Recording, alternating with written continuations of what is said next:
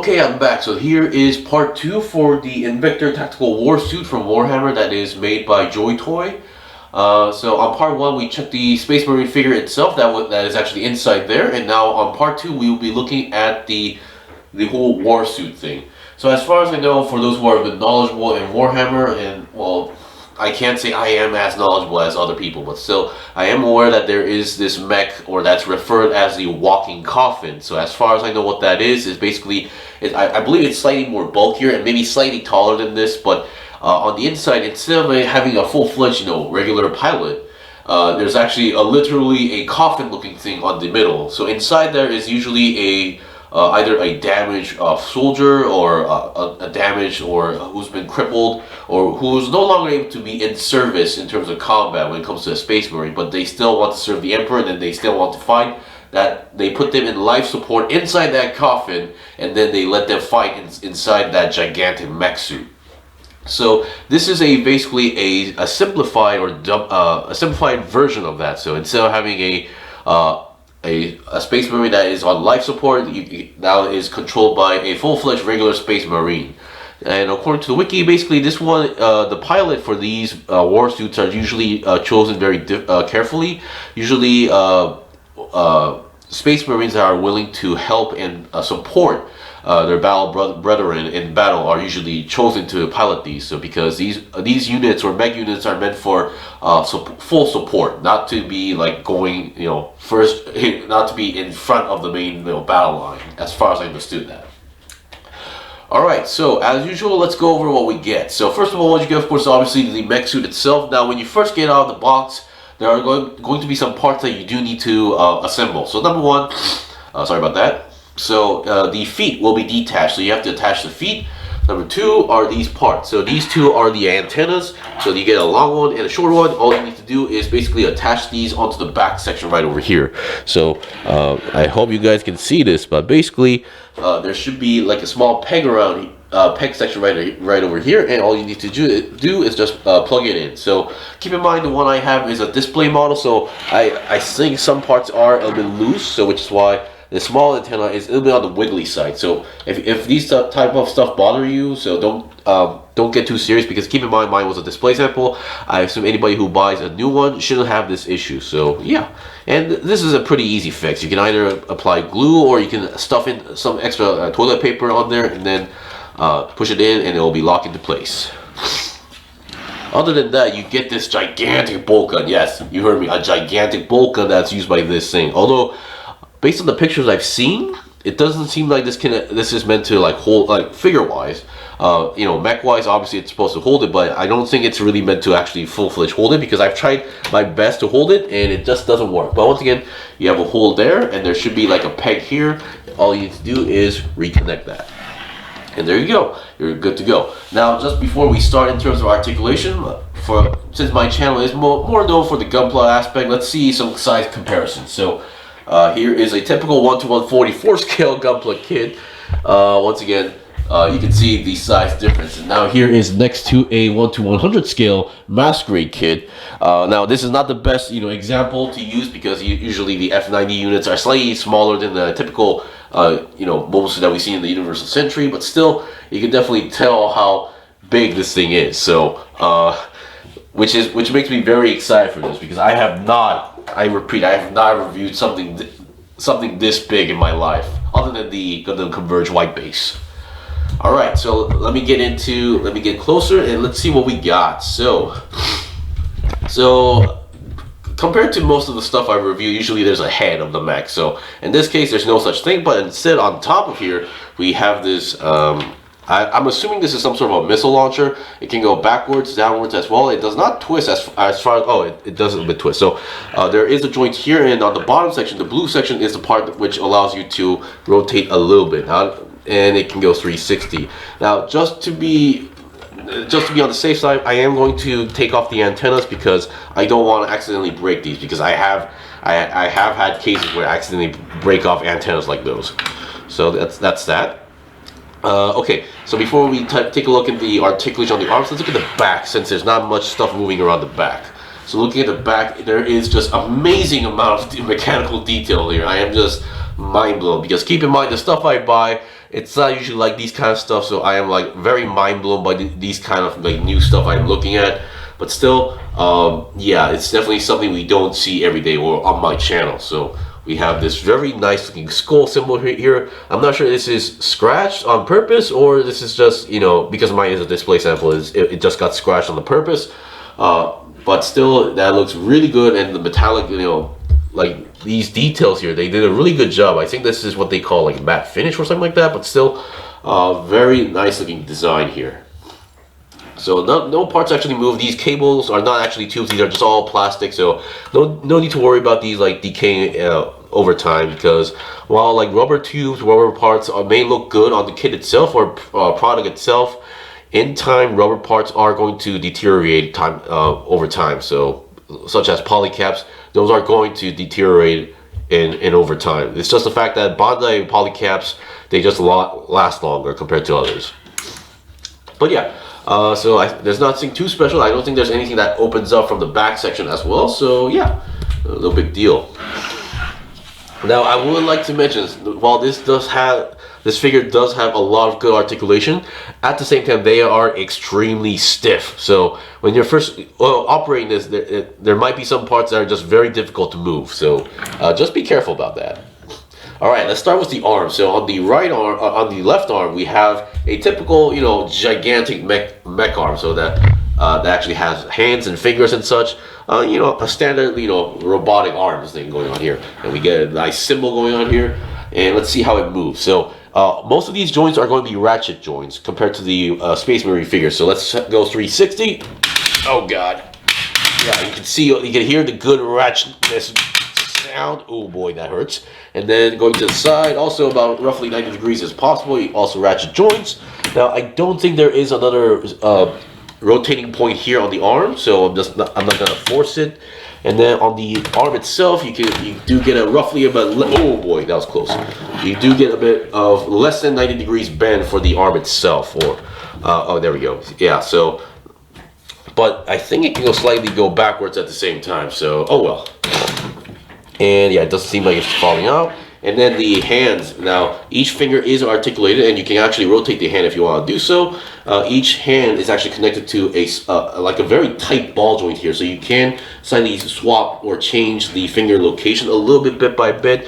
And each finger is slightly is also articulated. So the thumb, you have one joint there, one other joint there, and you can see 1, 2, 3 joints. So you can actually fold, and if you want to do a fist, you can kind of do a fist if you want to do so. So each finger is articulated as well, and despite this, it's holding the gun is slightly tricky, which I'm going to show you guys right away, because I think it's mostly not the hand, or it could be just the handle design here, because it's in a curve, and this is not really ideal for the whole situation for this type of hand design. But still, I mean, you can make it barely look like it's holding. So yeah, it's not like impossible to make it hold, but it's just gonna be, depending on how you look at it, it may feel a little bit awkward. But yeah, that's just the way how it is. And speaking of the gun, I really love the details here, like the bullets here, the color here, the metallic, really well done, if you ask me. All right, so let's just put it that way away. There's a lot of stuff going on here, and there's a lot of parts moving. And while the balance is pretty good, it is a very heavy figure. So do be careful when you're operating this.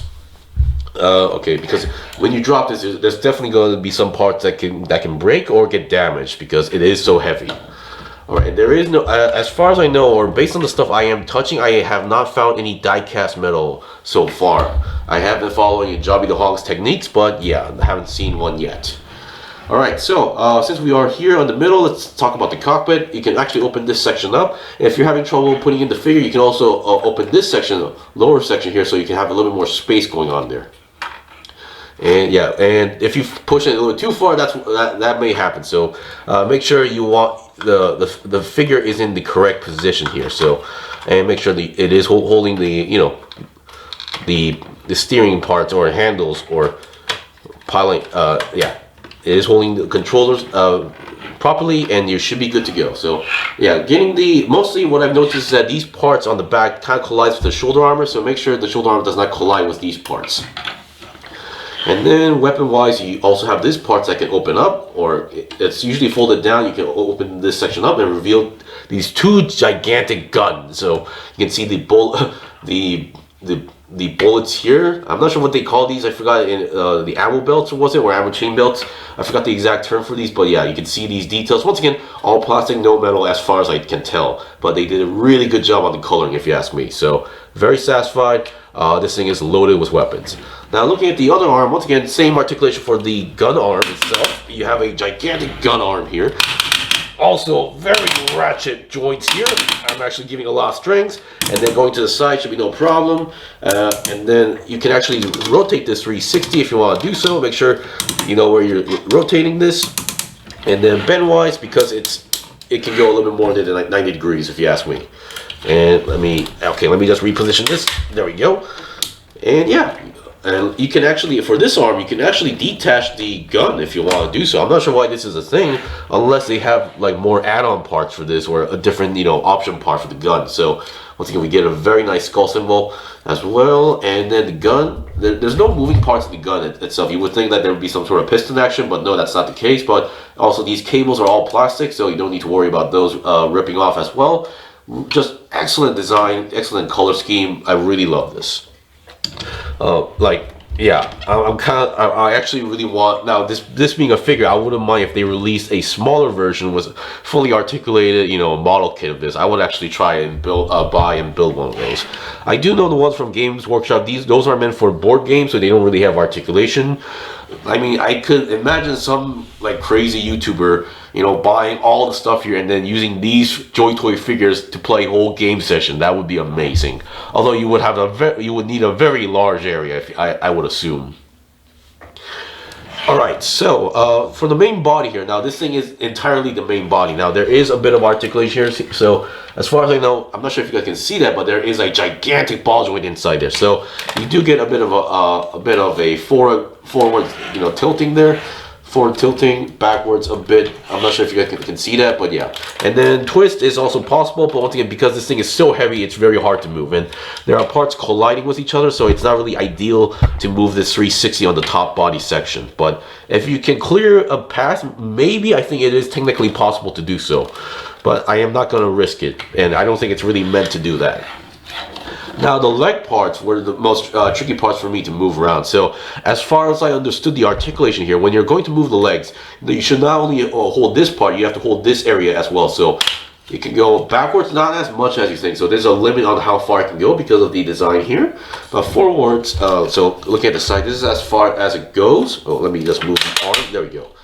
And let me back up a bit. Yeah, this thing is big and it's actually really heavy. So this is as back as it can go. But if you go forwards, sorry about my voice, I'm losing my voice now. And it can go forward, I wouldn't say 90 degrees, but it's a pretty good range. And then bend-wise, oh boy, this is going to be tricky, isn't it? Oh boy. Oh. Okay, there we go. Here is the bend, less than 90 degrees, but it's a very tough bend, but it works. And I would say it's enough for what you're trying to do with this figure. And there we go.